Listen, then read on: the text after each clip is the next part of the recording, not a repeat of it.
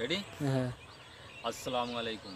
রহমতুল্লাহি। তো আজকে ভিডিওটা বানাচ্ছি এই জন্য কি এর আগে হিন্দিতে বলেছিলাম, সেটা এখন বাংলাতে বলছি।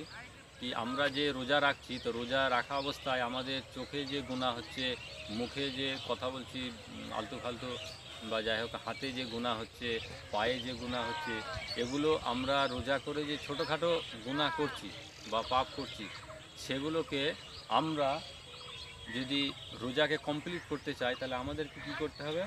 আমাদেরকে ফেতরা অবশ্যই দিতে হবে। এই জন্য প্রত্যেক ব্যক্তিকে ফেতরা দেওয়া কর্তব্য, মানে ফেতরা দিতেই হবে।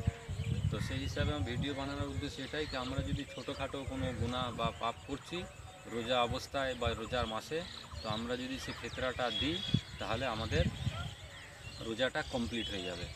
তো সেই জন্য প্রত্যেক ব্যক্তিকেই ফেতরা দিতে হবে। এবং সেই উদ্দেশ্যে আমি এর আগে বাংলায় হিন্দিতে ভিডিও বানিয়েছিলাম, তো এটা বাংলাতেও বানালাম, যাতে করে প্রত্যেকেই ফেতরা যেন দেয়। আর ফেতরা আমাদের এবার নির্ধারিত হয়েছে এখানে, অনেকে 46 টাকা বলছে, 47 টাকা বলছে, তো একটু বেশি দেওয়া ভালো, কোনো অসুবিধা নেই। তো আমরা প্রত্যেকেই মুর্শিদাবাদে এদিকে আমরা 50 টাকা করে ফেতরা দেবো।